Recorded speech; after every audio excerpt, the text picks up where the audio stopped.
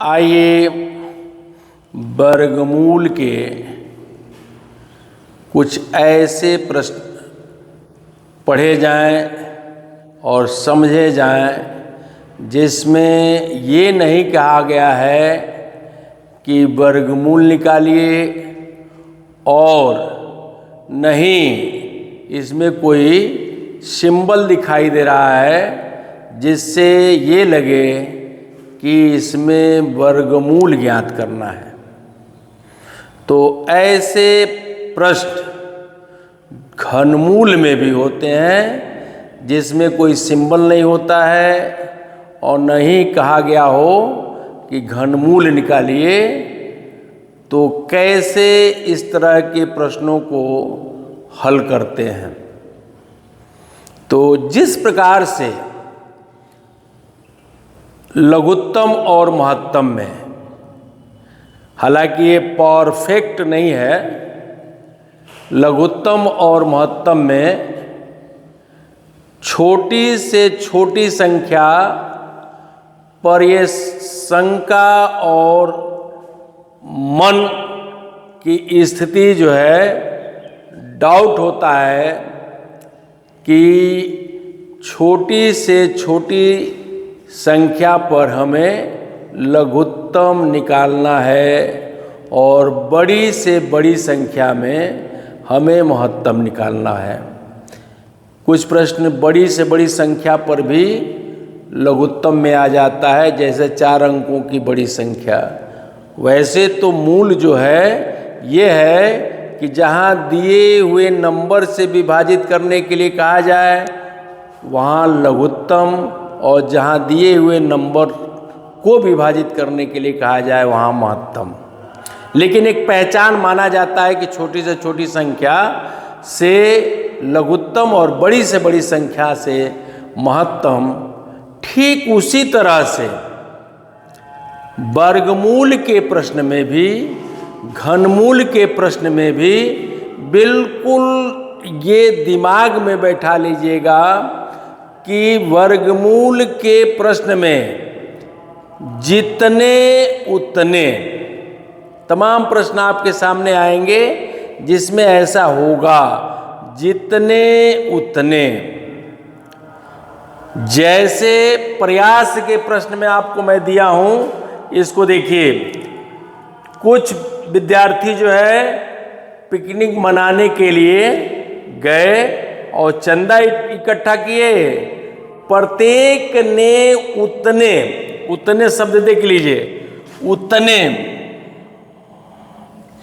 ही पैसा दिए जितने, उतने जितने। यानी जहां ये शब्द रखे गए हों, जितने उतने, उतने जितने, तो तुरंत आप शंका व्यक्त करेंगे, संभावना व्यक्त करेंगे कि ये प्रश्न जो है वर्गमूल से है और सीधे जो नंबर दिया गया है उसका वर्गमूल निकाल देंगे। जैसे 625 दिया गया है, 625 का वर्गमूल निकाल देंगे और 625 का वर्गमूल निकालेंगे, वही बच्चों की संख्या हो जाएगी। मानने के लिए तो इसको यक्ष मान करके किया जाता है, लेकिन ज़्यादा समय लगेगा। ठीक उसी तरह से घनमूल के प्रश्न में भी जितने उतने उतने, यानी इसको कह सकते हैं 3 बार रिपीट कर रहा हो तो घनमूल निकालते हैं। जैसे कुछ विद्यार्थी मिठाई के लिए एक पंक्ति में खड़े हैं, यदि जितने पंक्ति है उतने ही विद्यार्थी पंक्ति में खड़े हैं और उतने ही लड्डू पा रहे हैं। जितनी पंक्ति है उतने ही विद्यार्थी खड़े हैं और उतने उतने लड्डू पा रहे हैं। इस प्रकार से इतने लड्डू बांटे जा रहे हैं, 1728। तो बताइए कुल कितने विद्यार्थी हैं और कितनी पंक्तियों में? कुल एक पंक्ति में, यहाँ दिया हुआ है, एक पंक्ति में कितने विद्यार्थी हैं और कितनी पंक्तियां बनाई गई हैं।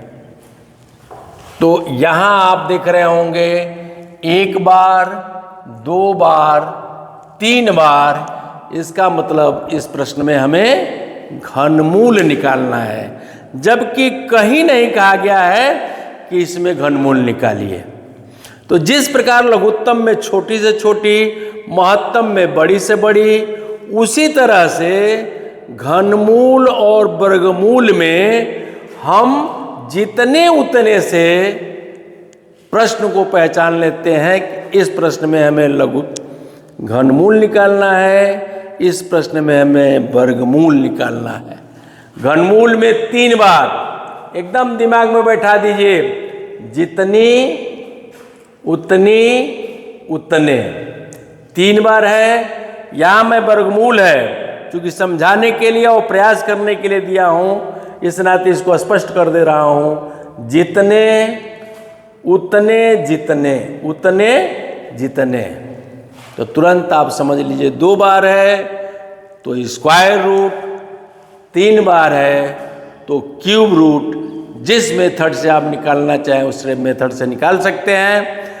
घनमूल में एक ही मेथड है, वो है आपका प्राइम फैक्टर मेथड।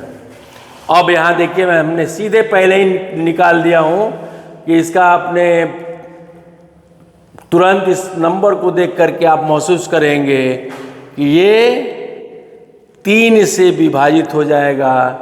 8 है तो 2 से विभाजित हो जाएगा।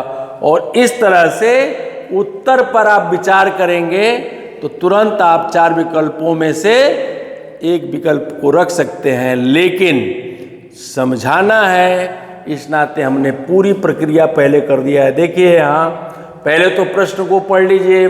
मैं सैमपट से थोड़ा हट गया हूँ, आप प्रश्न को पढ़िए, प्रयास के प्रश्न को पढ़ लीजिए। उसके बाद ये घनमूल के प्रश्न को देखिए कि किस प्रकार से ये जो है फैक्टर किया गया है। और 3-3 का समूह बना करके प्रत्येक समूह में देखिए, ये 3 का समूह इसमें से एक आ गया, एक 3 का समूह इसमें से एक आ गया, एक 3 का समूह इसमें से एक आ गया, और बना दिया गया 12 आया। आंसर हो गया 12, यानी 12 पंक्तियां और प्रत्येक पंक्ति में 12-12 लड़के खड़े हैं। इस प्रकार से इन लड़कों की संख्या में 12-12 लड्डू बांटा जाएगा तो 1728 लड्डू खर्च होगा। उसी तरह से प्रयास का प्रश्न है, क्योंकि ये नया प्रश्न था, दोनों नया प्रश्न है और इसे आप समझ लिए होंगे, निश्चित रूप से समझे होंगे। 3 बार है तो घनमूल, 2 बार है तो वर्गमूल। घनमूल और वर्गमूल आपको पहले ही समझा दिया गया है। इस प्रकार से मोटा मोटी आप कह सकते हैं घनमूल और वर्गमूल से संबंधित जितने प्रश्न हैं, टिपिकल से टिपिकल प्रश्न आपको बता दिया गया।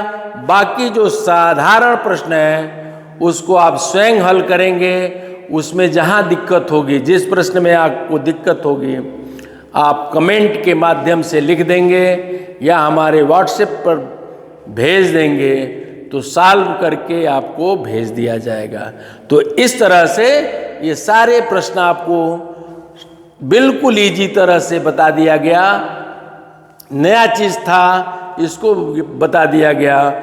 इस तरह से घनमूल और वर्गमूल से संबंधित एक तरह से चैप्टर जो है क्लोज हुआ।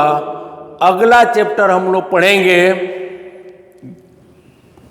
कह सकते हैं अनुपात हो सकता है या रेशियो हो सकता है। इन दोनों चैप्टरों को कोई भी चैप्टर शुरू किया जाएगा, इससे रिलेटेड जो भी प्रश्न कठिन होंगे आपको बताया जाएगा। पुनः एक बार आपको नवरात्रि की ढेर सारी शुभकामनाएं। यदि आप मेला वगैरह देखने जाते हों तो आप फास्ट फूड खाने से बचिए और मेला में जो भी खाद्य पदार्थ हैं वो दूषित रहते हैं। लिहाजा आप मेला में कोई भी फास्ट फूड खाने से बचिए, क्योंकि स्वस्थ शरीर में ही स्वस्थ मस्तिष्क होता है। यदि आप स्वस्थ रहेंगे तभी आप बेहतर से बेहतर ढंग से पढ़ाई कर पाएंगे और अपने लक्ष्य को प्राप्त कर पाएंगे। पुनः एक बार करें प्रयास, रखें विश्वास, हम होंगे कामयाब। इन सारी चीज़ों को ध्यान में रखते हुए इन वीडियो को अपने मित्रों को शेयर करिए, अपने देखिए और उत्तर कमेंट के माध्यम से ज़रूर लिखिए। बहुत लोगों का आ रहा है, लेकिन अभी भी 100% लोगों का नहीं आ रहा है। प्रयास करिए कि सभी लोग इससे जुड़िए, लाइक ज़रूर करिए, लाइक करिए, सब्सक्राइब करिए और कमेंट के माध्यम से आप अपना उत्तर दें। बहुत बहुत धन्यवाद, बहुत बहुत शुभकामना।